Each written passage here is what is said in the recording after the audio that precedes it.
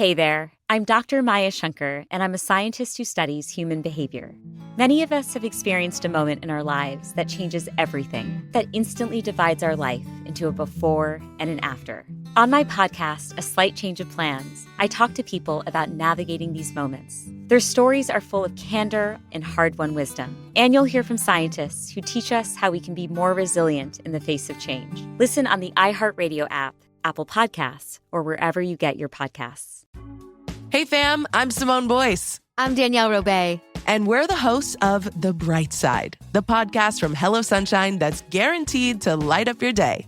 Check out our recent episode with Grammy Award-winning rapper Eve on motherhood and the music industry. No, it's a great, amazing, beautiful thing. There's moms in all industries, very high stress industries that have kids all across this world. Why can't it be music as well? Listen to The Bright Side from Hello Sunshine on the iHeartRadio app, Apple Podcasts, or wherever you get your podcasts. I'm Cheryl Swoops. And I'm Tarika Foster Brasby. And on our new podcast, we're talking about the real obstacles women face day to day. Because no matter who you are, there are levels to what we experience as women. And T and I have no problem going there. Listen to Levels to This with Cheryl Swoops and Tarika Foster Brasby, an iHeart Women's Sports production in partnership with Deep Blue Sports and Entertainment. You can find us on the iHeartRadio app, Apple Podcasts, or wherever you get your podcasts. Presented by Capital One, founding partner of iHeart Women's Sports. Hi, I'm Essie Cupp, and I've spent my career interviewing people about politics, presidential elections, and some really tough breaking news. But now I need a break, and I think you do too. So on my new podcast, Off the Cup, I'll still be interviewing people, usually famous and most likely my friends, but about life. You know, the stuff that consumes us when we're not consumed by politics. So come join me every Wednesday for some conversational self-care. Listen to Off the Cup on the iHeartRadio app, Apple Podcasts, or wherever you get your favorite shows. I'm Buzz Knight, the host of the Taking a Walk podcast. Join me for an episode starting on September the 24th with the roots rock Americana band Larkin Poe. When I look back at our track record, so many of the pivotal moments in our career were very rarely intentional or a means to an end. Listen to the Taking a Walk Larkin Poe episode on the iHeartRadio app, Apple Podcasts, or wherever you get your podcasts.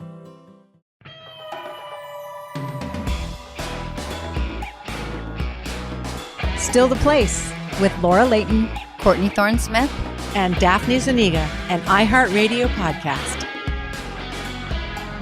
How much fun was it Amazing. with Vanessa Williams? It was amazing. She's such a goddess. She looks amazing. Her energy is I almost fell phenomenal. over when I walked in the room I know, and I you saw did. her. She looks Saw the better photo. than 30 years ago. And I'm not Yeah. exaggerating. I'm not No. lying. I'm not. I was And like, she's- oh my God, she's gorgeous. Yeah, she looks Just beautiful. so filled with like joyful and light. energy, positive Yes. person. It was And you know also what I lovely. really liked was, you know, we were getting fan stuff and kind of this resentment of how she was let go so early on our show. And so I was kind of worried about, like, is she going to have that? She so transformed herself and her story and that incident so beautifully and spiritually that she's carries the opposite energy. Absolutely. Like, I really know. I love that too. amazing energy. She didn't avoid it. She didn't shirk it. She talked about what a difficult time it was. Yes. And how she leaned into it and really healed. She's just so open and honest and lovely. Yes. Yeah. So open and honest, and actually deepened her spiritual life, and she really used it for her Yes. good and to really work on not letting her worth be defined by her work, which is such a powerful message. And I think everyone can relate to it. Yes. We certainly can in our industry Absolutely. as actors, because we're at the mercy of so many other things that we have no control over. But I think people in general can relate to that. Absolutely. That And you it's- are not what you work. You are not your this or that. You're bigger than it Yes, you're all. no one thing. Yeah. Right. It was I just thought so it was interesting so to great. have that experience with her and then have this episode Yes. where she, it was just such an important story. And we'll get to it. We're going to, get into the recap. But it was just so interesting to have that conversation with her first when we originally thought we were probably going to do the recap Yes. first and then meet with her after. It was And- just so interesting to. And maybe now the audience will get to see what she meant when she went to Darren, remember, to change some of her lines and to change the story according to Rhonda's perspective of down in South Central, et cetera. So I thought that was really cool. And, this episode now is different than it was originally to me. Yeah. It's cool. It's great. Well, the last time we were together, we were in person and we're back on Zoom. Yeah. Yeah. Out of necessity. Because you were out of town, Laura. How's it going? I'm out of town. Yeah. It's good. Yeah. I'm on the East Coast. Yep. I'm in Connecticut to see Doug and his play. How was it? How's it going? It's going really well. Amazing. Yeah. He's gotten over the opening, the first couple performances, those jitters are out of the way. And now it's just like regular jitters for, every subsequent performance. Does it make you want to do a play? The play's terrific. And I mean, it's a very like exciting feeling in the theater. And I get really like the butterflies when the lights go down, for him before they're coming back up. I'm like, that whole thing is just in my body too. So that's been really fun. It's a new play and it's called Fever Dreams. It's 3 characters. The other actor is Tim DeKay, along with my husband, Doug Savant, and an actress, Lana Young. And the 3 of them are on the stage the entire time. And there's so many twists and turns. It's really almost hard to describe. A little bit of a love triangle, but a lot of tension. And so it must be so much fun. Written by Jeffrey Lieber. So he co-created the television series Lost. Yes. And I just was so nervous. Cool. Yes. So Jeffrey Lieber is the playwright. And it's a terrific script. He was, co-created Lost. And wow, that's exciting. Yeah, it's a wonderful play. How much have you ever seen him on stage before?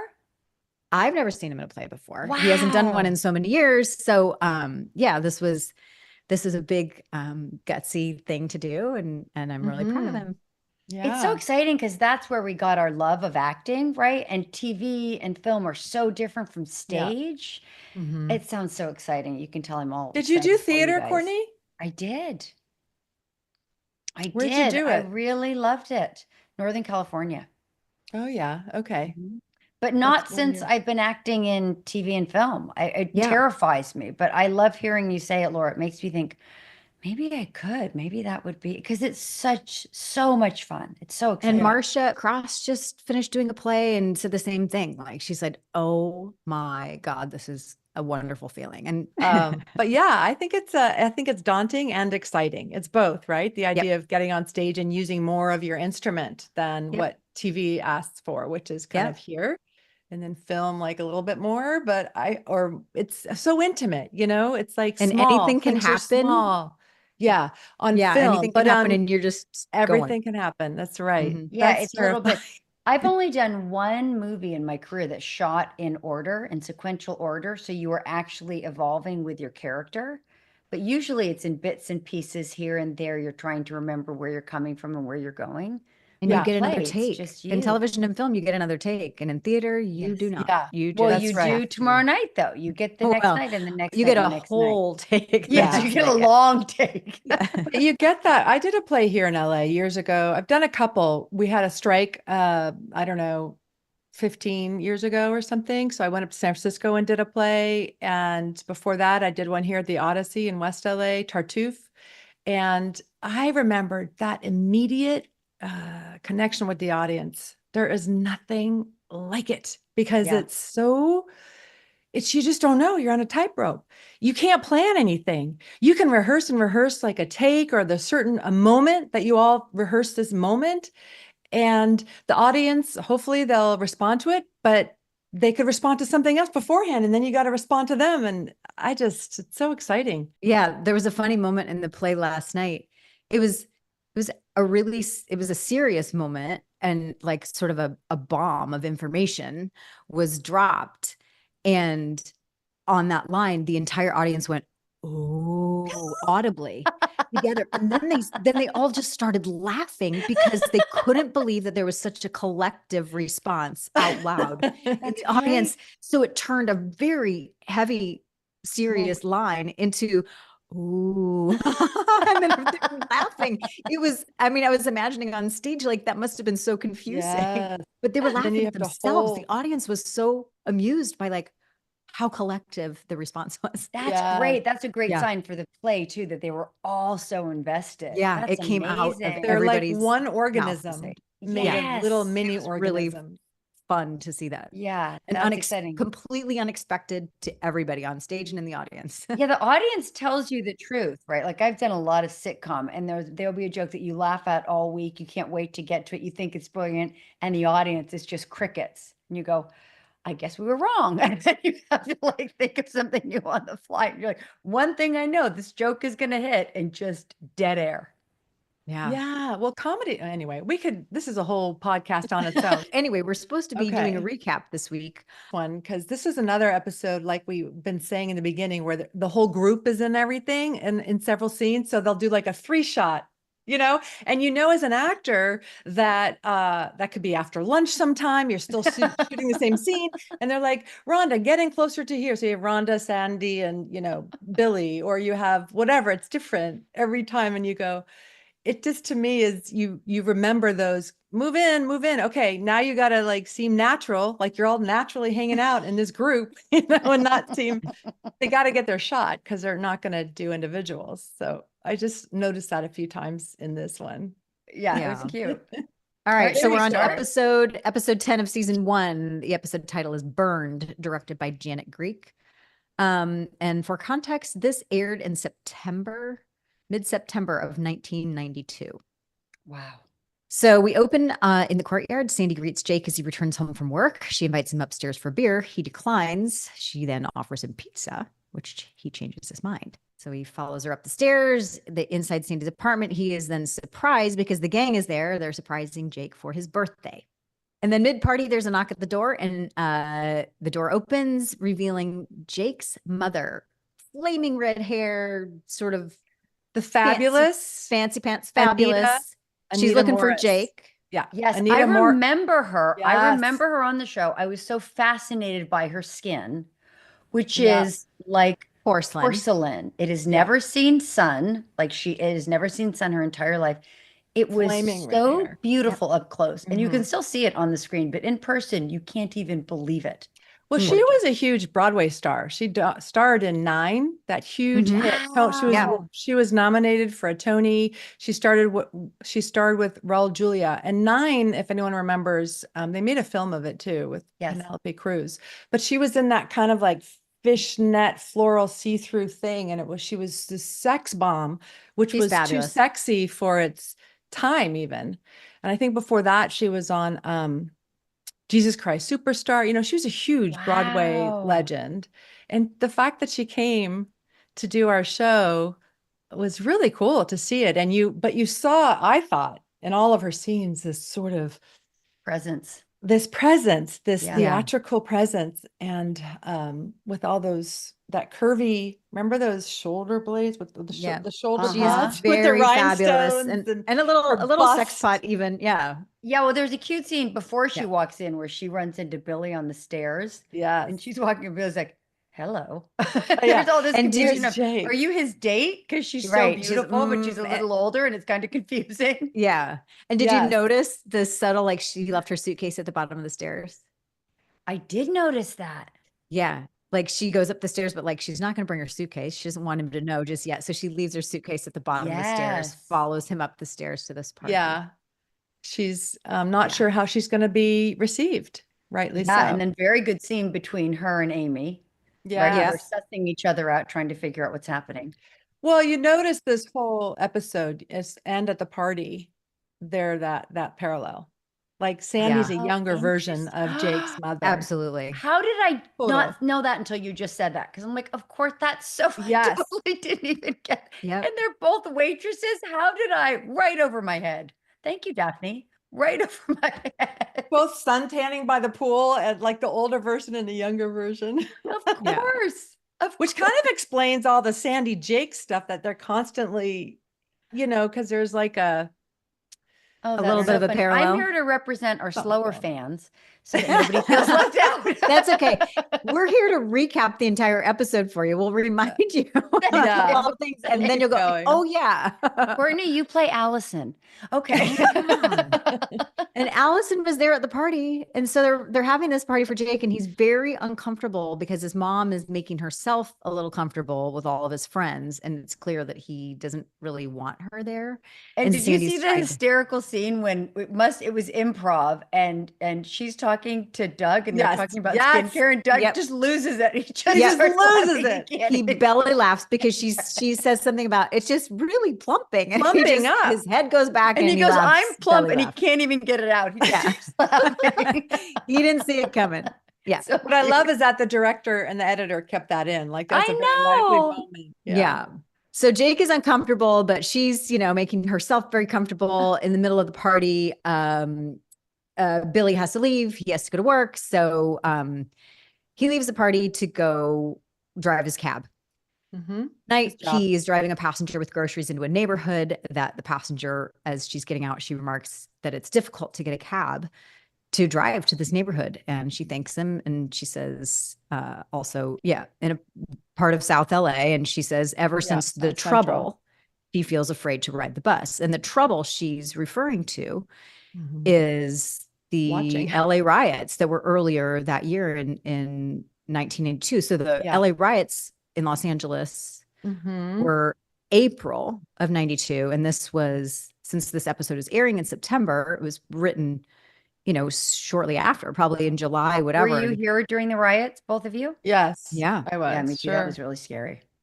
So it was, I think this reminded me, Laura, that Melrose, the writers did this a lot. They took stuff from that was very sort of going on in the real world, and they took stuff from the, headlines often. And this was,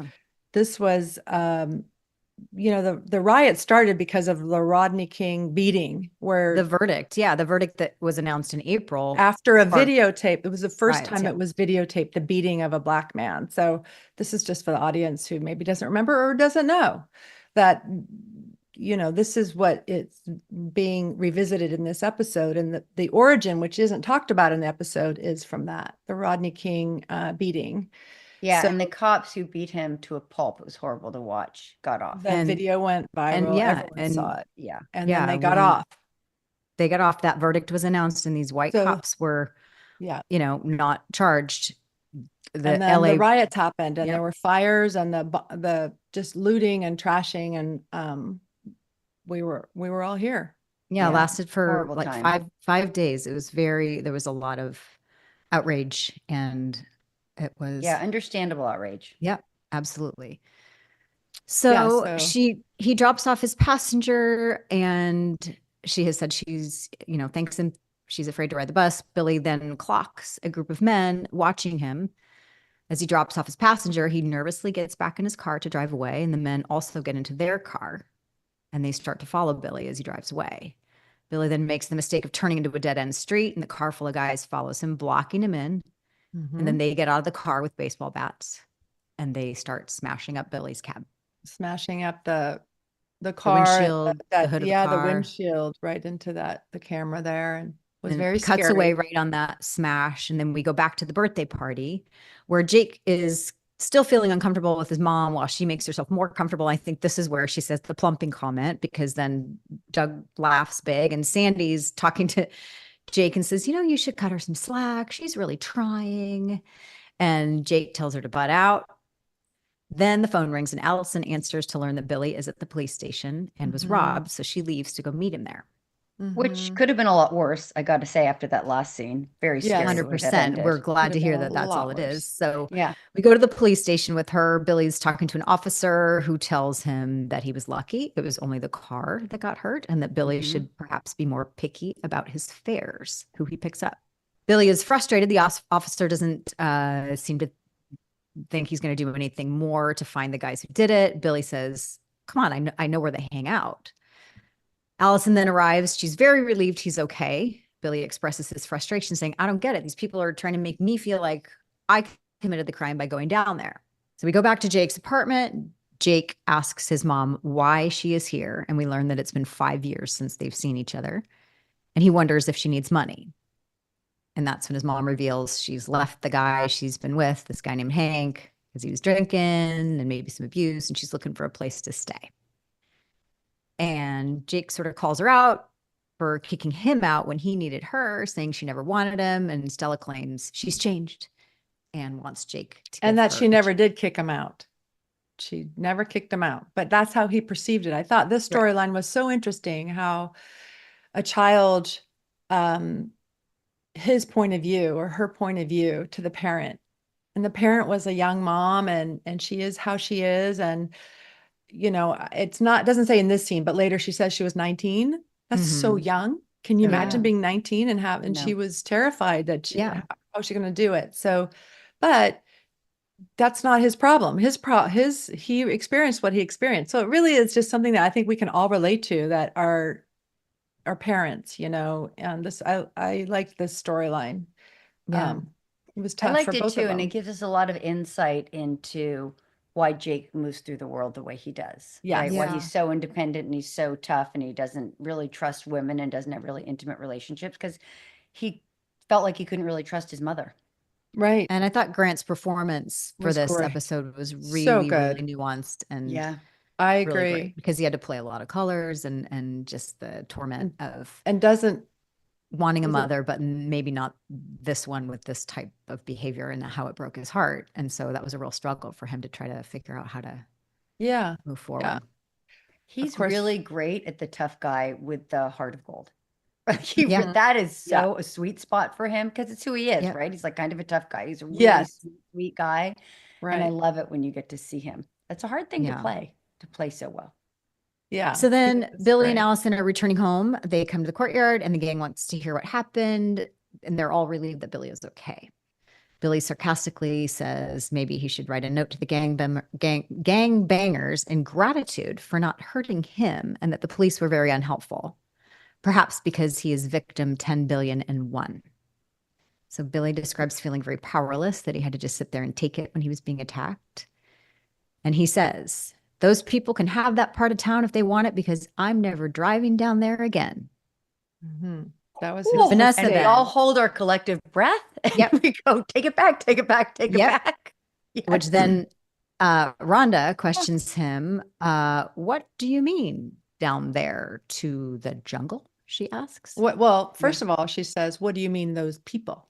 Yeah. Right. That is the crux of this whole episode, the otherizing and the making a certain group of people, whether it be, in this case, it's Blacks, to be all what they call a monolith, like those people. Well, you wouldn't say that about white people. They're not, because our experience is that we're all different. We're all different experiences. So that's, to me, that is the crux of the whole problem here. And really brave, I thought. Brave for the writers to do this, because we had one African-American character. And to tell this story, I thought was really brave. And I liked the way they did it, where she's rightfully angry and asking these questions. And Billy is such a good, sweet character. He didn't mean it, but that's how bias works, right? You're unconsciously biased. And well, I didn't mean that. I meant he's saying I played ball with these guys. But his language still was wrong. And also really, like, we're aware of this now. This was 30 years ago. Yeah. I'm really impressed that they were at such a time so close to the riot. Totally. That they were willing to take this on and voice that. They really were ahead of their times. It really was ahead of its time. Yeah, it really Absolutely. was. You didn't. Now, I do want to point out that maybe everyone knows, but they did not have a Black writer on the writing team. Did they bring someone in to write this episode? Well, I don't know. Now they would. Like today, they would say, this isn't our story to tell. The staff wouldn't. Yeah. So the point I'm trying to make is that this is our point of view. This is a male white writer's point of view. And I looked up, because I was hoping the name that I saw on the writer he was going to be a Black guy. It wasn't. But the point is, I wonder if it would have been written differently if there were a Black writer on there. Yeah. Someone who, because this is a point of view. This is a POV. Everything we see on TV and in the world is somebody's or a group of people's point of view. the story through their eyes, their experience. So, Melrose Place had one Black character, Rhonda, and no Black writers. They really did have all those things that you've all just said, is that he's saying, wait, I didn't say that. It's just that those people did, and he doesn't finish. And Rhonda says, what do you mean those people? What people? People like me? And so Billy's saying things he's like, that's not what I said. And she's saying, but that's what you meant. And all of that is in here. All of that is in the scene and the dialogue and everything. And she's upset by it, and she leaves the scene. And the next morning, Billy's just replaying this over and over in his head. He's envisioning the guy who smashed his car. And then he expresses frustration to Allison, saying, although he just lived this experience and he remembers everything, he can't seem to get it out on paper. He really wants to write about it. And Allison assures him, and he can't. This. Yeah. And Billy says he hates feeling so angry and frustrated. Mm-hmm. Then we cut to Jane and Michael, who are having a conversation. Jane says she's been having nightmares about someone breaking into their apartment. Michael comforts her. Jane says she's nervous about raising a child in these times. And then she reminds Michael that they have a baby seminar that night. Yeah, so we have 3 storylines in this episode, which is very rare. And not only that, Court, you know how last time or in the past we've said how there's a serious storyline and then a very light one. We're saying like they really juxtapose. I didn't think there was one light one in this one. This was a very serious, heavy, loaded episode. I think so too. Jane and Michael was supposed to be lighter, but it is serious. But it was supposed to be sort of with the, I don't know if we're at that way too. We're not there with yet, the baby. Well, that when was they a get comic to the seminar. scene. That was a comic scene, but it wasn't. To me, it just didn't seem that light. Yeah, it wasn't the light as it's been in the past. That scene is funny. Yeah, they were all consequential. Like all of them had, big, like dealing with big issues. Pretty intense. Parent relationships. Am I going to be a mother and father? Yeah. That was huge. And then this. So anyway. So then the kitchen scene where Jake's mom is cooking in his kitchen, and Jake is sort of skeptical and tells her, not to get too comfortable. And she promises she doesn't have anything up her sleeve, but that, hey, maybe Jake, you should admit that you're not as tough as you think. Maybe I might get to you after all, sort of thing, which I thought was sort of a. So I just thought another, how I brought up in the past, like Melrose Place just has these quintessential Melrose lines. And I wrote down one here. He's like, let me show you how to make an omelet, Mom. Yeah. You got to coddle it. Metaphor. You got to coddle it. You have to watch it. It takes patience. It could fall apart at any time. Be gentle. Are you talking to a parent and a baby? But it was also like, are you talking about an egg? Even their physical proximity and the way she was standing behind him and just sort of like, I don't know. There was just something, there was a whole lot of interesting dynamic. What I noticed as a cook is that was the slowest cooking omelet. Cooking omelet takes roughly 2.5 minutes, and they were there for like 10 minutes. I'm like, let me show you. I'm like, dude, I'm pretty sure it's done. I'm pretty sure your omelet is done. Yeah, but no, because they had to like convey all this other stuff. It was a poached egg omelet. Well, very slow cooking, whatever was happening. Once again, we find ourselves in an unprecedented election. And with all that's happening in the lead up to the big day, a weekly podcast just won't cut it. Get a better grasp of where we stand as a nation every weekday on the NPR Politics Podcast. Here our seasoned reporters dig into the issues that are shaping voters' decisions and understand how the latest updates play into the bigger picture. Listen to the NPR Politics Podcast on the iHeartRadio app or wherever you get your podcasts. Hey friends, I'm Jessica Capshaw. And this is Camilla Luddington. And we have a new podcast. Call It What It Is. You may know us from Graceland Memorial, but did you know that we are actually besties in real life? And as all besties do, we navigate the highs and lows of life together. And what does that look like? 1,000 pep talks, 1 million I've got yous, some very urgent I'm coming overs. Because, I don't know, let's face it, life can get even crazier than a season finale of Grey's Anatomy. And now here we are, opening up the friendship circle to you. Someone's cheating? We've got you on that. In-laws are in line? Let's get into it. toxic friendship? Air it out. We're on your side to help you with your concerns. Talk about ours, and every once in a while, bring on an awesome guest to get their take on the things that you bring us. While we may be unlicensed to advise, we're going to do it anyway. Listen to Call It What It Is on the iHeartRadio app, Apple Podcasts, or wherever you get your podcasts.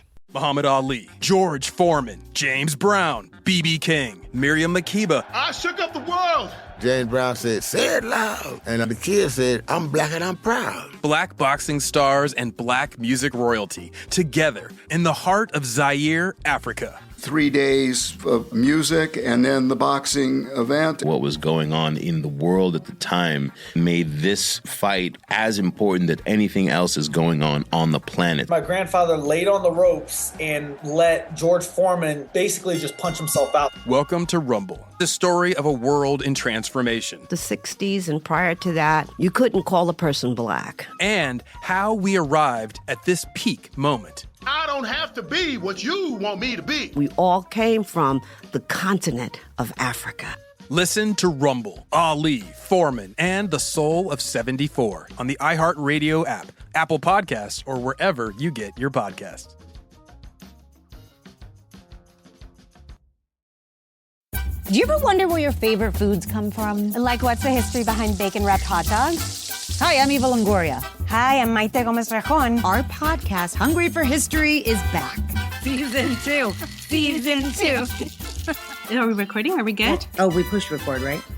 Okay. And this season, we're taking an even bigger bite out of the most delicious food and its history. Saying that the most popular cocktail is the margarita, followed by the mojito from Cuba and the piña colada from Puerto Rico. So all of these we thank Latin culture. There's a mention of blood sausage in Homer's Odyssey that dates back to the 9th century BC. BC? I didn't realize how old the hot dog was. Listen to Hungry for History as part of the My Cultura podcast network, available on the iHeartRadio app, Apple Podcasts, or wherever you get your podcasts. Hola, mi gente. It's Honey German, and I'm bringing you Gracias, Come Again, the podcast where we dive deep into the world of Latin culture, música, películas, and entertainment with some of the biggest names in the game. If you love hearing real conversations with your favorite Latin celebrities, artists, and culture shifters, this is the podcast for you. We're talking real conversations with our Latin stars, from actors and artists to musicians and creators, sharing their stories, struggles, and successes. You know it's going to be filled with chisme, laughs, and all the vibes that you love. Each week, we'll explore everything from music and pop culture to deeper topics like identity, community, and breaking down barriers in all sorts of industries. Don't miss out on the fun, el té caliente, and life stories. Join me for Gracias Come Again, a podcast by Honey German, where we get into todo lo actual y viral. Listen to Gracias Come Again on the iHeartRadio app, Apple Podcasts, or wherever you get your podcasts.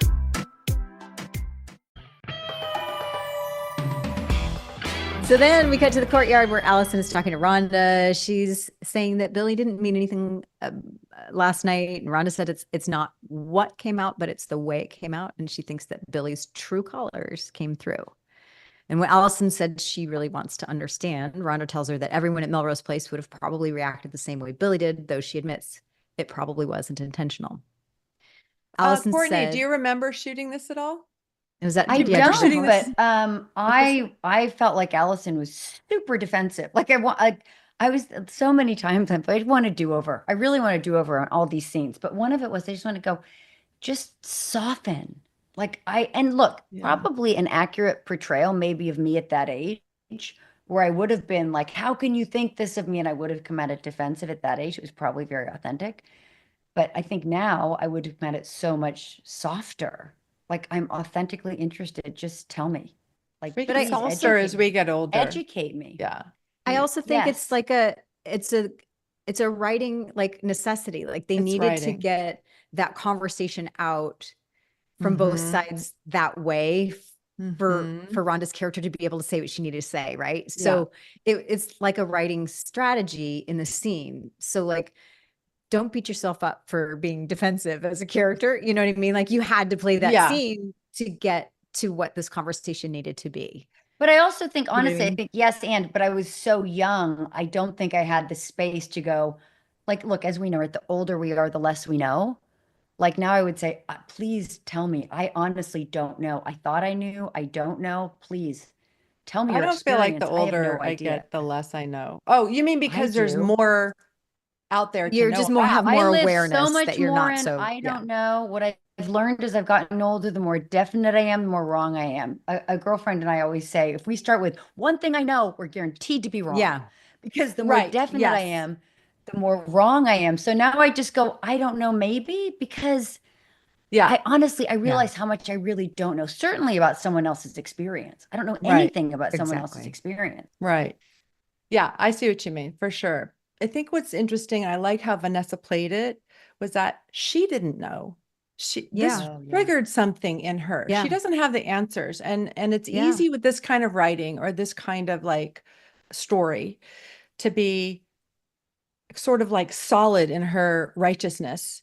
But she was confused. She didn't know. She just knows that it hurt, and it's bringing up what it's like to be, black in a white world and in a white apartment building. And so as we go on, we'll see how these things come up for her. Yeah, I think so too. And I thought they did a great job of showing that all the people here were feeling that same confusion. And, right in the end of the scene, that's Allison. She said, well, where do we go from here? Like what? And Rhonda says she doesn't know. I wish I knew. And then she leaves. And then we cut to D&D where Billy shows up to ask Allison if he can borrow her car. She's willing to let him, but he takes the keys out of her purse when she gets distracted on a phone call, and off he goes. So then we cut back to Jake's mom, which is who is joining Sandy at the poolside. And they're both on the pool lounge chairs at this moment. Sandy wants to know how long she'll be staying. Stella says, actually, I plan to stay in LA. And then they both sort of have a bonding conversation about both being waitresses. Me too. I'd like to make the point. Scene, Courtney, I'd like to make the point that they have a lot in common. That it's almost like nice note. Like, Good I'd like notice. to make that point. I don't know if you guys caught on to that. I just want to make No, sure. I didn't. Court. I represent the I don't get it. It just came to me. It just came to me. It's the craziest thing. Yeah. Oh, they would be besties. I think after the show's over, those two characters like went off to be besties. They're totally like, you know what? You're gonna be my daughter, my son. You're easier. You're an easy one. So then we get to Jane and Michael at their parenting class, where Michael is demonstrably disinterested, and he's being very rough with his doll baby. And he ends up breaking its arm off when he's getting its shirt on. And Jane ends up being the one to apologize to the teacher on his behalf. And Michael's just like, sorry, just a little like. But you know what I thought was funny about this scene is how, now neither one of them had kids yet, but how good they were at that moment of the mom trying to let the dad do something, but really, but don't. Yeah. Like, I'm like, it's so intuitive, right? It's so instinctual, this thing. And then he rips the baby's arm right off, which is what we're all secretly afraid they're going to do. Right. For the first time.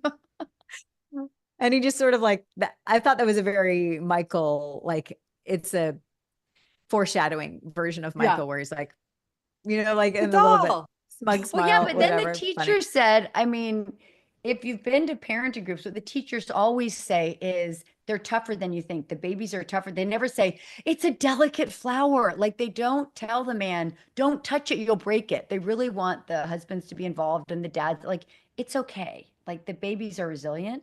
But they went the other way. They're not that resilient if you rip it off. Bad information. Put it back in. You can rip their arm off putting on their t-shirt. You really can't. But just to be clear, you can't. He was sort of like waving it around like, oh, sorry. I remember the first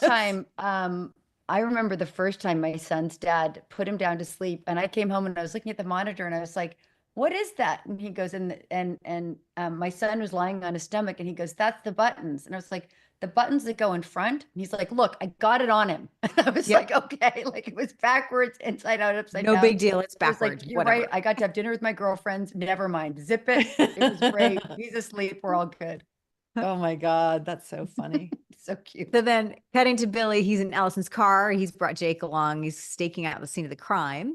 And Billy tells Jake that he thinks Rhonda was out of line, that it's not about black or white, but about right or wrong. that someone shouldn't rip you off or get in your face, making you feel like a worthless piece of crap, he says. And Jake points out that there's probably a lot of people in this neighborhood who feel like that all the time. And then Jake says, Billy, I don't think you're ever going to find the guys who did it. And Billy says, you wait. If we wait long enough, the guys will be here. This is where they hang out. So they continue their stakeout. Yeah, and I was thinking, first of all, weren't you a little afraid that they were going to confront the guys? Well, we didn't know what they were going to do, Yeah, right? I mean, Billy had an that was their idea. plan. Yeah, Billy didn't tell the audience what his idea was. He was just there, you know, and he brought Jake along for the ride. And Jake also says, I think you're crazy, but, you know. Yeah, I'll go with you to sit in this neighborhood where you were robbed last night or 2 nights ago. And this seems like a great let's idea just say it's to not go- a great yeah. plan. Not a great plan. So at Shooters, Matt sits down with Rhonda at the bar, bringing her a drink, noting that she's still upset. And Rhonda tells Matt that the situation with Billy is confusing. She says she tries to live her life colorblind, that everyone is a person first, and hoped everyone did the same thing. She admits to snapping a little when Billy went off, but she said it was a culmination of years of veiled remarks and little slips. And Matt says he can relate, ignoring years of stupid remarks about gays and that Rhonda has a right to be upset. Rhonda goes on to talk about the Rodney King verdict. She said she was outraged by the verdict and upset by the riots, but realizes now that she herself didn't do anything and that she feels like she's become blind to the problems of people her own color. And Matt. And that's what I was talking about. Like there was real level to this, you know, levels and, you know, feelings like this and with issues like this are complex for everybody. You know, how we got to see into Rhonda and what it was like to be her with these friends and with this situation. It was a big deal in LA for a while, the riots. I was just going to say that you know, at the end of the day, the riots did burn down their own neighborhoods down in South Central, mostly. You know, me as a white person who didn't live there kind of was the same thing. Like, oh my God. But what Rhonda says, they got our attention. They got everyone's attention. It got everyone's attention. And we hadn't been seeing this for so long and weren't interested in what it's like to be not white in this society. So they did get people's attention. And here we are 30 years later and things are different. I mean, obviously, but I just liked how, I don't know if this is where Rhonda says, you know, she grew up in the suburbs. Right. She didn't grow up down there. This is just where she's starting to really, like you said, like she's not just coming with all the answers. She's saying she's got questions too. She's really like open to learning and having questions of her own. So everyone in this episode is sort of not having all the answers, saying, yeah, this is confusing. There's a lot here and I don't have all the answers. And I have questions too. And so she says to Matt, you know, and he agrees with her. It's hard. He says it's hard to know what to do in a world of prejudice. It's hard to know what to do, that he's, you know, he's ignored things, you know, too, and that it's hard to know what to do. But Rhonda has come to the conclusion that they're both responsible, she says, to help change things, saying if they're not part of the solution, then they're part of the problem. She's quoting that from what she's heard. Yeah.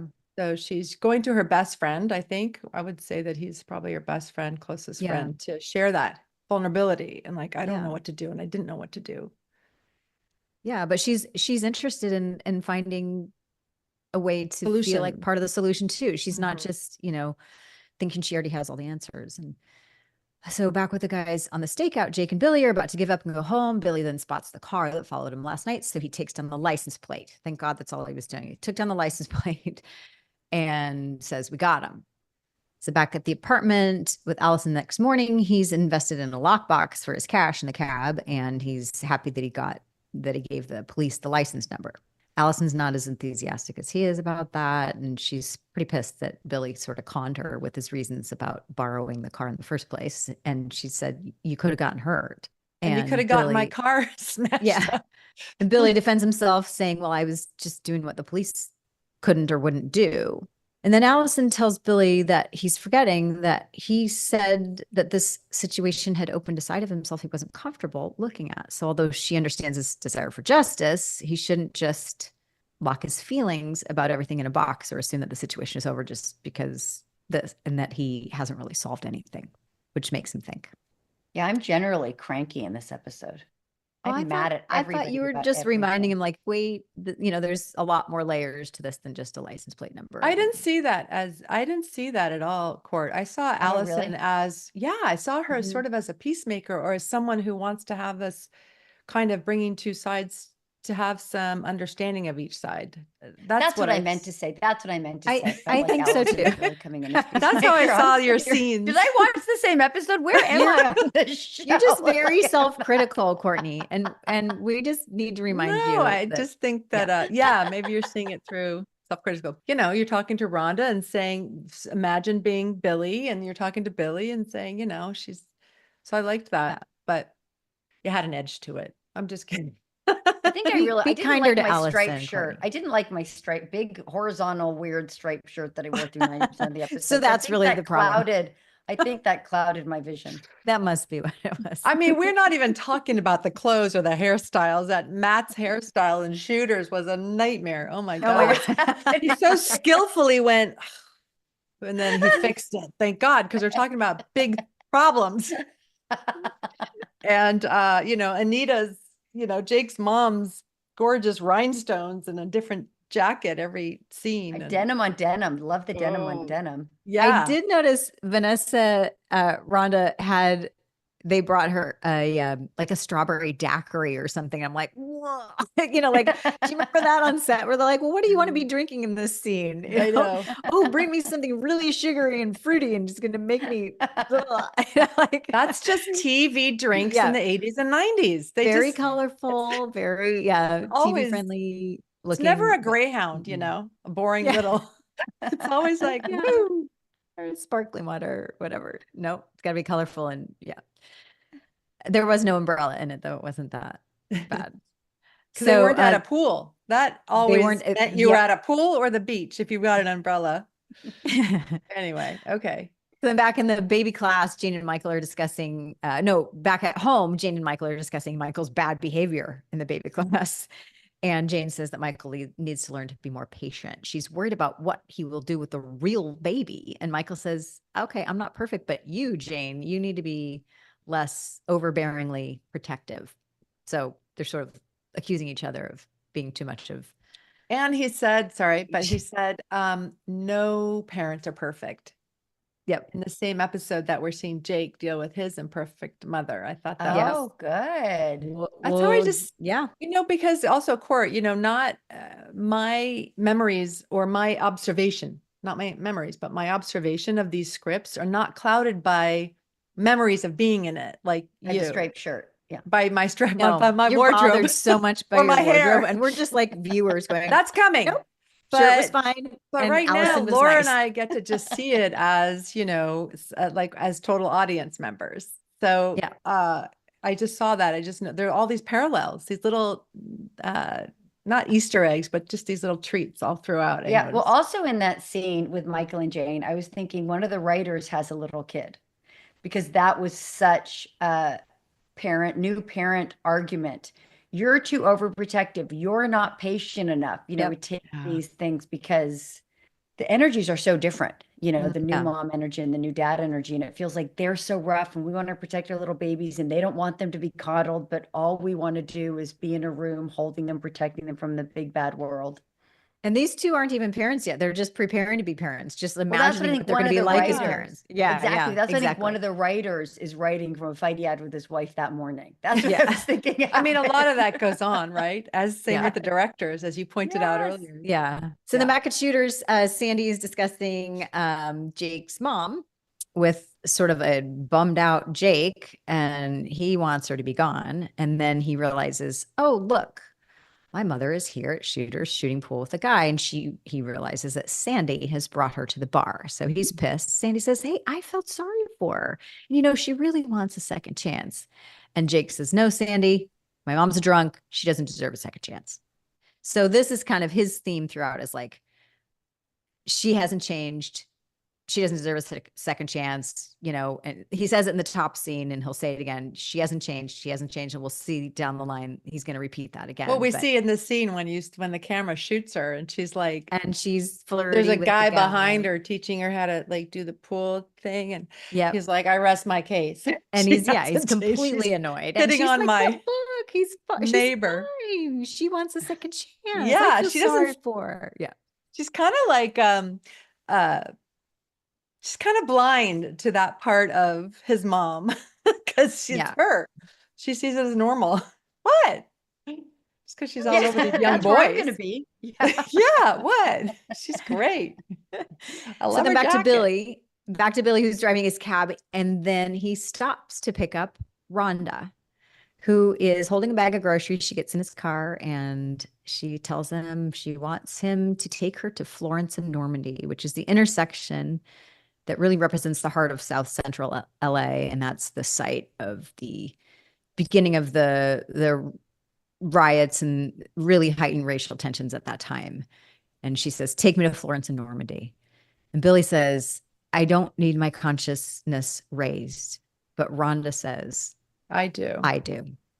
Yeah. And so I didn't know if she probably meant both. I didn't know if she meant, I need your consciousness to be raised. I think that's what she meant. I need my consciousness to be raised, because she had just had that scene with Matt. Like, I want to I want to step up here. I think that was a great line because of that, because you get to interpret it that it was both.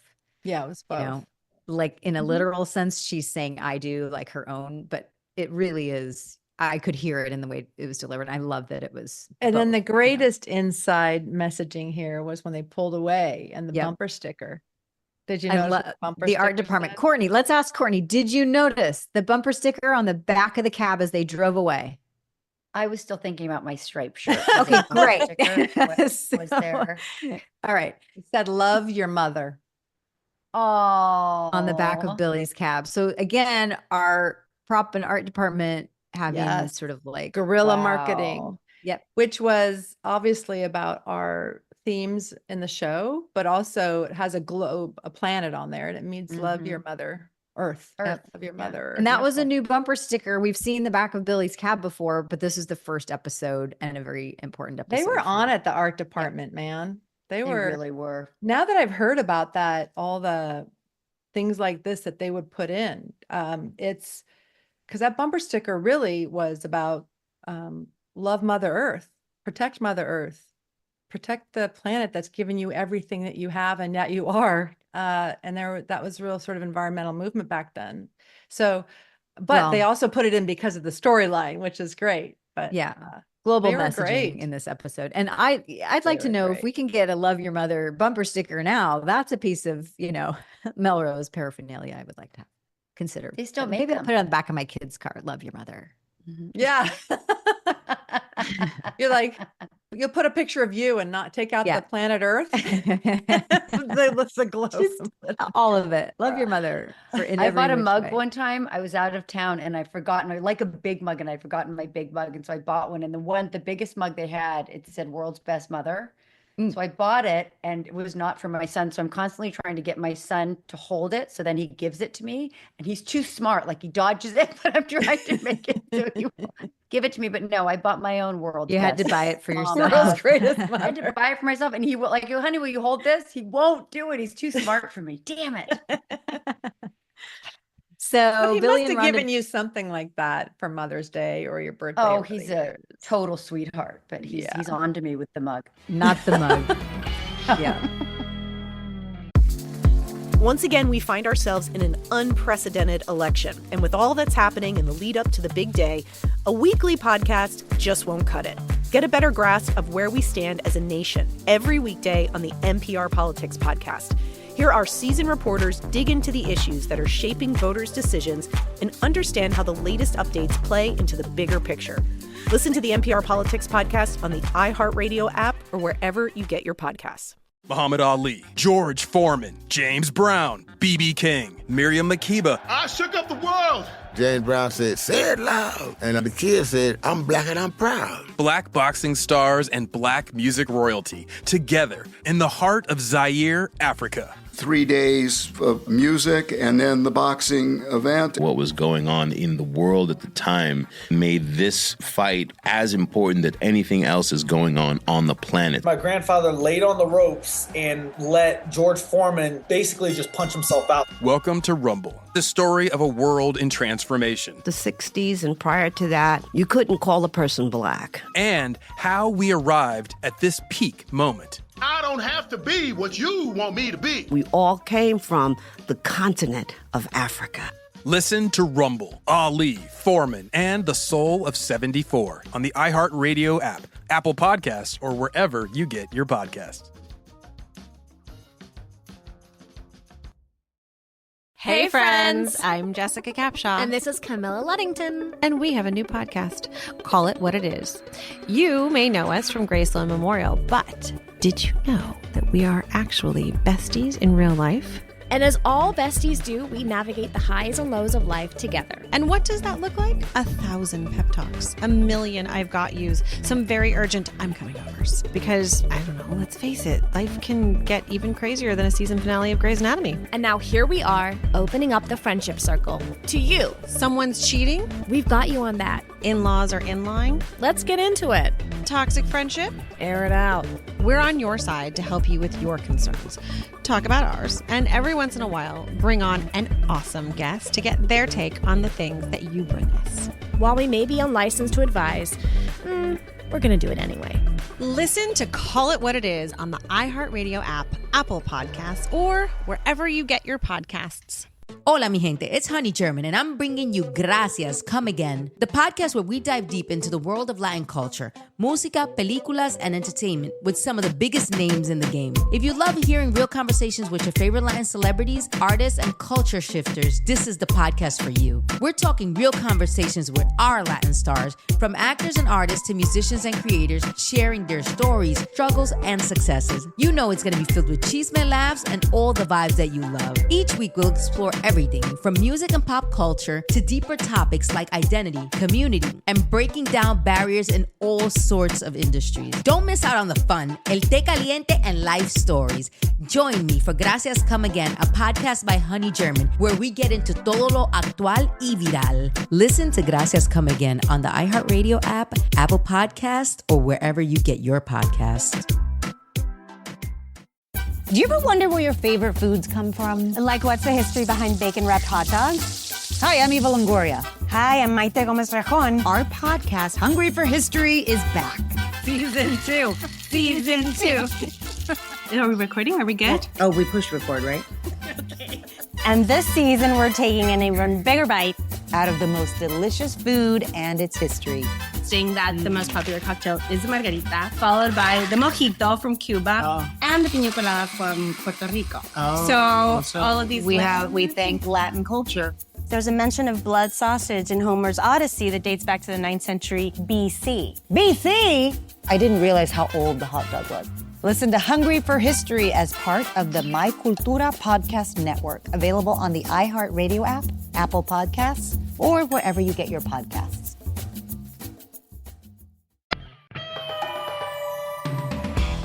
So Billy and Rhonda drive, they're looking at the burned out neighborhood. And this is where Rhonda admits that she herself grew up in a middle-class suburb, and she can't really relate because they agree, it just looks like a war zone, they say.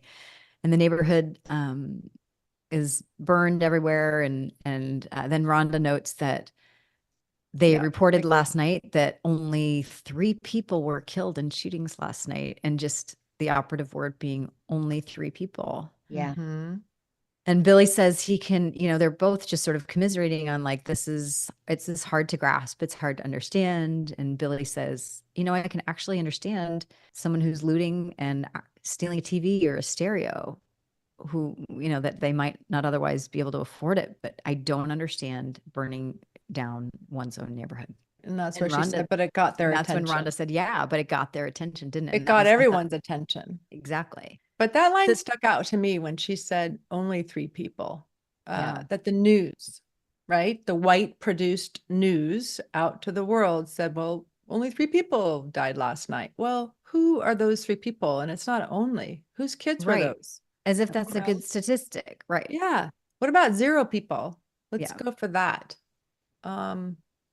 Yeah. So then they arrive at a church. Rhonda says that Rebuild LA, an organization, is gathering donations to help residents in the neighborhood. And so it's clear that now that's what the bag of groceries that she's brought, she's bringing them for donations. And Rhonda admits to Billy that she feels like she's always been too busy or maybe too scared to come down there to these neighborhoods to see how bad things really were. So she adds her donations to the pile, and then she joins Billy, who's listening to an inspirational pastor speaking about working together. All people working together to help, to vote, and to build, and not to be part of the destruction, be a part of love, not hatred, be a part of hope and the possibility of tomorrow. And so they both stand here listening to this message, and you just really see that it's meaningful for both of them. For everybody. And this actor, Ron Canada, who played the minister, has been in everything. The Shield, West Wing, Ugly Betty. But like, he's one of those actors, those character actors who you go, I know him. What's he been in? The answer is everything. Things. So another example of the great guest stars we got to meet on our show. So many great guest stars. So then back home, Billy is telling Allison that he was always taught to respect others, and he thought he was doing that, but he, doesn't seem so sure about anything anymore. And he also notes that he feels guilty a little bit now about everything. Even though he was a victim, he says he feels guilty. And Allison tells them, oh, well, the police called and they have now positively ID'd the guy who beat up your car based on the license plate. So you just need to go down to the jail. To put the guy in jail, you just need to go give a positive ID and verify that they have the guy. And then we see that Billy is really conflicted about what to do. We cut to Jake's mom returning home after her night at Shooters. She stumbles into the apartment, clearly very drunk after her night out, and she apologizes to Jake when she sees that he was waiting up for her, and he is pissed. She passes out on the couch, and Jake tucks her in and sort of says to himself, yeah, Mom, you've really changed. Oh, that was heartbreaking. Very sarcastic. Yep. So he just, she just proved everything that he was afraid of, and he leaves. And yet there's that tender moment when he puts a blanket over her and tucks her in, and it's very he loves her. He loves her, and she's fragile, even though she's older. It's kind of switched, Yeah. And that was a lot, like to, somebody that just really disappoints you, but it's your mother, and you want it to be different. And I just thought Grant did such a great job playing all those colors. Yeah. It's so much easier to feel for someone when they're, well, vulnerable, but also sleeping, like they just look like this vulnerable, fragile little thing. And, they're not like in your face or anything. And then maybe that was the problem with Jane and Michael's baby doll. Maybe they just needed the baby to be sleeping for Michael to be more tender. Exactly. Yeah. Sweet baby doll. So then speaking of Jane and Michael, we cut to them waking up in the morning, and Jane turns to Michael and she apologizes, saying, I overreacted. And Michael says, no, honey, you were right. Kids are fragile, and little things that we do can affect a child for their whole lives. And I'm going to learn to be patient. And Jane says, well, I can learn to let go a little bit too. And so they both give what they needed to give and say that they learned what they needed to learn. And all things seem to be right in the Mancini household. Amazing. Amazing. So then over breakfast, Stella again in the morning apologizes to Jake once more. Jake says as a joke, yeah, it's okay. Seeing you drunk sort of gave me a chance to relive some childhood memories. Ouch. And then he big ouch. She's popping a couple aspirin in an old-fashioned aspirin jar. Like nobody has these clear jars that the prop department gives, says, here's the aspirin. What is this, from the 30s? How long has this been in the cabinet? Popping that and drinking her juice. And he's like, hey, Mom. Yeah. And then he has to say something very hard to her. Yeah. And he says very gently but firmly, you can't stay here anymore. You need to go. And I want you to be gone when I get back. I mean, yeah. Oh. And this is where she also says, because he says, you gave up on me. And she defends herself. She says, but wait, I was 19. I couldn't handle motherhood at the time, and give me another chance. And Jake tells her, no, it's 20 years too late. And, when I was in trouble, you were never there to bail me out. And I want you gone before I get back. So he's firm. He's like, I don't believe that you've changed. And yes, all those things are true. Yes, you were young and too young to handle motherhood, but also you haven't changed. Both are true. Yeah. But he's right. She hasn't changed at all. Yep. And so he's firm, and you can see it's painful, but he's clear. So then Rhonda comes over to Billy's apartment and she's saying, I heard they found the guy. And Billy says, yeah, I don't think I'm going to go down and identify him. But Rhonda says, ignoring the law isn't quite the right thing to do either. And I don't think that'll make either of us happy. So she ends up driving Billy to the police station, where Billy ends up positively IDing the guy. He's sure who it is. And then as they put the guy in handcuffs and they're in the front of the station, Billy is sort of like stopped in his tracks because a handcuffed guy says that line that he had said on the night, which is got a light. Mm-hmm. And it sort of gives Billy those chills of hearing that same thing again. And then Rhonda and Billy watch while the guy's mom suddenly appears. She yanks the cigarette out of the guy's mouth. She slaps him saying, what did you do now? Get your act together. And she's mothering this guy who's, messed up. And so again, the mother theme coming back into this storyline. Then at Shooters, Sandy's telling Jake, your mom is gone. You can return to your own apartment. But, she's still at the bus station for another 20 minutes. Maybe you should go and tell her goodbye. So Jake goes to the bus station, helps his mom with her bags and says, I'm not here to ask you to stay. I'm just here to say goodbye. And Stella thanks him. She apologizes again and says, I love you. And instead of saying, I love you back, Jake tells her, take care of yourself. I love that. Yeah. That was like a movie, that scene, wasn't it? Like just to see the bus behind her and she's getting on the bus. Yeah. And, whereas much as like just a few minutes before he says, I want you gone when I come home.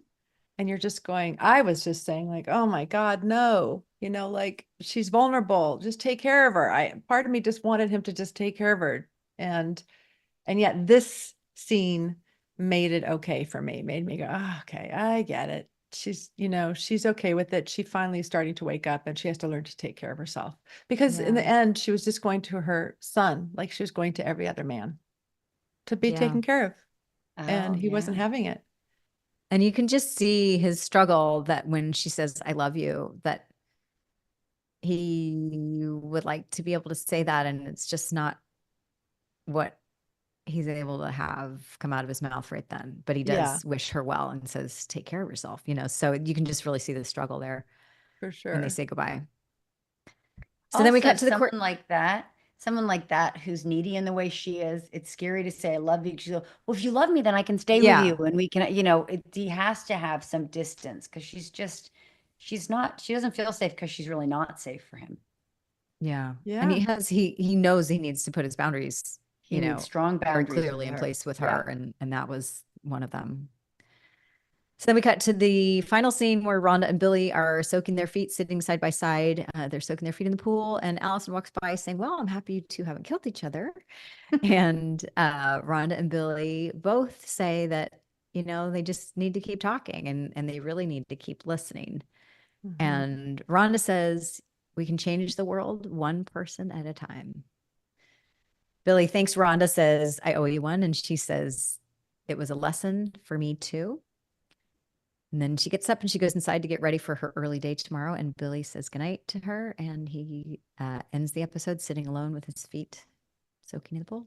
And that's it. That was a very intense and deep and cool episode for Melrose Place. And I was thinking as I was watching this, you guys, Melrose, obviously the show turns. We get it. I know that very shortly in a few episodes. And it becomes what it became and what it became famous for.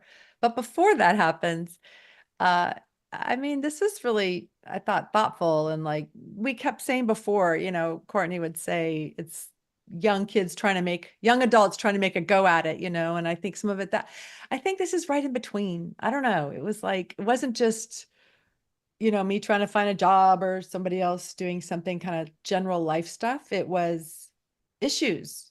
Yeah. Well, there's still like issues. They were neatly wrapped up. Like all these stories did come to a sort of happy feeling and a happy end, which isn't the dynamic that we know we're going to for the Melrose, but like that's the one we've been talking about for all our recaps. It's like, okay, we wrap up these stories and there's kind of a little lesson in there, but the lesson and the stories for this particular episode, they were big topics that were, big big conversations and big issues. And I thought, like you said, there's 3 going on. Yeah, I wonder too if that's why it worked when it started to get crazy. Because after when we were hit, so many shows tried to copy Melrose and didn't work. But this time where it was kind of slow, people got attached to the characters. So that when it started to go crazy, they were like people they knew and loved. If you start crazy, you don't know who to attach to, right? Yeah, right. So maybe this is actually this part we're sort of setting the groundwork. Yeah. Because you had to start somewhere grounded, because then once it went off the rails, you had to be attached to these characters. You had to care what happened to them in that crazy world. Yeah, that's a really good point. Once again, we find ourselves in an unprecedented election. And with all that's happening in the lead up to the big day, a weekly podcast just won't cut it. Get a better grasp of where we stand as a nation every weekday on the NPR Politics Podcast. Here, our seasoned reporters dig into the issues that are shaping voters' decisions and understand how the latest updates play into the bigger picture. Listen to the NPR Politics Podcast on the iHeartRadio app or wherever you get your podcasts. Do you ever wonder where your favorite foods come from? Like, what's the history behind bacon-wrapped hot dogs? Hi, I'm Eva Longoria. Hi, I'm Maite Gomez-Rejon. Our podcast, Hungry for History, is back. Season 2. Season 2. Are we recording? Are we good? Oh, we pushed record, right? Okay. And this season, we're taking an even bigger bite out of the most delicious food and its history. Saying that the most popular cocktail is the margarita, followed by the mojito from Cuba and the piña colada from Puerto Rico. So all of these we thank Latin culture. There's a mention of blood sausage in Homer's Odyssey that dates back to the 9th century BC. BC? I didn't realize how old the hot dog was. Listen to Hungry for History as part of the My Cultura Podcast Network, available on the iHeartRadio app, Apple Podcasts, or wherever you get your podcasts. Hola, mi gente. It's Honey German, and I'm bringing you Gracias, Come Again, the podcast where we dive deep into the world of Latin culture, música, películas, and entertainment with some of the biggest names in the game. If you love hearing real conversations with your favorite Latin celebrities, artists, and culture shifters, this is the podcast for you. We're talking real conversations with our Latin stars, from actors and artists to musicians and creators, sharing their stories, struggles, and successes. You know it's going to be filled with chisme, laughs, and all the vibes that you love. Each week, we'll explore everything from music and pop culture to deeper topics like identity, community, and breaking down barriers in all sorts of industries. Don't miss out on the fun, el té caliente, and life stories. Join me for Gracias Come Again, a podcast by Honey German, where we get into todo lo actual y viral. Listen to Gracias Come Again on the iHeartRadio app, Apple Podcast, or wherever you get your podcasts. Muhammad Ali, George Foreman, James Brown, B.B. King, Miriam Makeba. I shook up the world. James Brown said, "Say it loud." And the kid said, "I'm black and I'm proud." Black boxing stars and black music royalty together in the heart of Zaire, Africa. 3 days of music and then the boxing event. What was going on in the world at the time made this fight as important that anything else is going on the planet. My grandfather laid on the ropes and let George Foreman basically just punch himself out. Welcome to Rumble, the story of a world in transformation. The 60s and prior to that, you couldn't call a person black. And how we arrived at this peak moment. I don't have to be what you want me to be. We all came from the continent of Africa. Listen to Rumble, Ali, Foreman, and the Soul of 74 on the iHeartRadio app, Apple Podcasts, or wherever you get your podcasts. Hey friends, I'm Jessica Capshaw. And this is Camilla Luddington. And we have a new podcast. Call it what it is. You may know us from Graceland Memorial, but did you know that we are actually besties in real life? And as all besties do, we navigate the highs and lows of life together. And what does that look like? 1,000 pep talks, 1,000,000 I've got yous, some very urgent I'm coming overs. Because, I don't know, let's face it, life can get even crazier than a season finale of Grey's Anatomy. And now here we are, opening up the friendship circle to you. Someone's cheating? We've got you on that. In-laws are in line? Let's get into it. Toxic friendship? Air it out. We're on your side to help you with your concerns.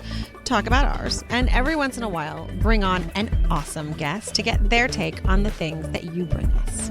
While we may be unlicensed to advise, we're going to do it anyway. Listen to Call It What It Is on the iHeartRadio app, Apple Podcasts, or wherever you get your podcasts. We do have a few fan questions. All right. So there's one in season 1. I noticed that a lot of hints about Allison's family being not so good. Did the writers already know they were going to portray her father as a sexual abuser, or did that come closer to when it was revealed at the end of season 2? You know, thank you, listener. I had the same thought. They put little breadcrumbs, right? That it wasn't so good, but they didn't tell me in advance. So I didn't know until right before that really difficult scene at the family barbecue. That was hard to do.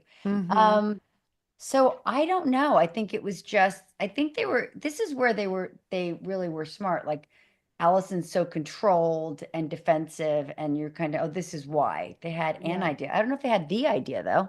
Yeah. We'll find out when we ask the writers, and we have Darren on. We can ask Yeah, we'll need have to have Darren, some writers on. We'll have Darren, and maybe Chuck will come on, like we said. And I that'd bet be you so Chip much Hayes will fun. know. I mean, we'll have to ask them all to might come know. on. We want to have them all on, which means we're just going to have to.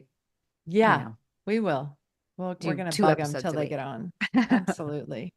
Oh, right, this you is have another funny. question? Can I read this question? Yeah. As far as wardrobe goes, I feel like every time a woman is about to do something bad, she is wearing red.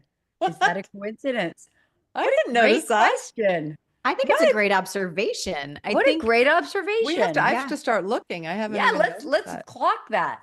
And I don't doubt that it could be a very conscious choice. That seems reasonable, knowing and I love our crew, that's like putting all this subversive stuff in. Maybe So this wardrobe person is before Denise Wingate got on. Yes. Who came on when I came on. I think that's 15. So I don't know who this person was or what they were like, or maybe it was so. Do you think they lost their job because of the striped shirt? I don't think so, Courtney. I think or you was need to it the get past carnival striped jacket? shirt. Was it the carnival jacket a couple episodes ago? Which was a million also episodes ago. Or was it Doug's You hair are this fine, episode? Courtney. And At night, I shooters? wake up and go, stripes. I'm gonna start noticing more of the wardrobe. I think leopard has a little bit of sass attached to it too. Like, But you know what? Women didn't start doing bad stuff until it turned. So I'm wondering if this fan has, seen the whole show and might have to remind us. We might have to be reminded. Yeah, let's pay attention though, because I think that's really interesting. it's fun to have something to look for now. So thank you for the question, and keep your questions coming. Yeah, we those love are fun. So much fun. Yeah, we love your observations and your questions. And so DM the Still the Place Instagram. We're only on episode 10. We're moving as fast as we can through these recaps, but we've been having really great guests. We've had a lot of friends come out, which is so sweet. Yeah. That our friends and castmates want to come out and play with us as much as we want to play with them. We're so And we've gotten them all to promise to come back, which is really really exciting to look forward to. As we keep pointing out, 30 episodes a year. Yeah. But we still have to get through our recap. So like every recap, we're in one episode closer to Daphne. Yeah. We're getting there. We can count how many remain on one hand now before we get to Daphne. Yeah. Listen to the whole podcast and follow and download. Leave reviews if you can too. That would be awesome. Keep listening. Keep telling your friends, all those friends that you watched Melrose Place with back in the day. And watch with us. It is super fun to revisit. And watching the episodes. Really fun to revisit. And then you can see how full of it we are, or if we're right on the money. It's really, don't you want to see that striped shirt? You're welcome to correct us in the DMs too. Like, you know what? You said an entirely wrong thing. That wasn't exactly what happened. Totally. We're happy to hear that too. And then we know you're watching. Join the conversation. I do love what they have to say. All right, you guys. We'll see you next week. See you later. Guys. See you next week. Bye. Hey there, I'm Dr. Maya Shankar, and I'm a scientist who studies human behavior. Many of us have experienced a moment in our lives that changes everything, that instantly divides our life into a before and an after. On my podcast, A Slight Change of Plans, I talk to people about navigating these moments. Their stories are full of candor and hard-won wisdom. And you'll hear from scientists who teach us how we can be more resilient in the face of change. Listen on the iHeartRadio app, Apple Podcasts, or wherever you get your podcasts. Hey fam, I'm Simone Boyce. I'm Danielle Robay. And we're the hosts of The Bright Side, the podcast from Hello Sunshine that's guaranteed to light up your day. Check out our recent episode with Grammy Award-winning rapper Eve on motherhood and the music industry. No, it's a great, amazing, beautiful thing. There's moms in all industries, very high stress industries that have kids all across this world. Why can't it be music as well? Listen to The Bright Side from Hello Sunshine on the iHeartRadio app, Apple Podcasts, or wherever you get your podcasts. I'm Cheryl Swoops. And I'm Tarika Foster Brasby. And on our new podcast, we're talking about the real obstacles women face day to day. Because no matter who you are, there are levels to what we experience as women. And T and I have no problem going there. Listen to Levels to This with Cheryl Swoops and Tarika Foster Brasby, an iHeart Women's Sports production in partnership with Deep Blue Sports and Entertainment. You can find us on the iHeartRadio app, Apple Podcasts, or wherever you get your podcasts. Presented by Capital One, founding partner of iHeart Women's Sports. Hi, I'm Essie Cupp, and I've spent my career interviewing people about politics, presidential elections, and some really tough breaking news. But now I need a break, and I think you do too. So on my new podcast, Off the Cup, I'll still be interviewing people, usually famous and most likely my friends, but about life. You know, the stuff that consumes us when we're not consumed by politics. So come join me every Wednesday for some conversational self-care. Listen to Off the Cup on the iHeartRadio app, Apple Podcasts, or wherever you get your favorite shows. I'm Buzz Knight, the host of the Taking a Walk podcast. Join me for an episode starting on September the 24th with the roots rock Americana band Larkin Poe. When I look back at our track record, so many of the pivotal moments in our career were very rarely intentional or a means to an end. Listen to the Taking a Walk Larkin Poe episode on the iHeartRadio app, Apple Podcasts, or wherever you get your podcasts.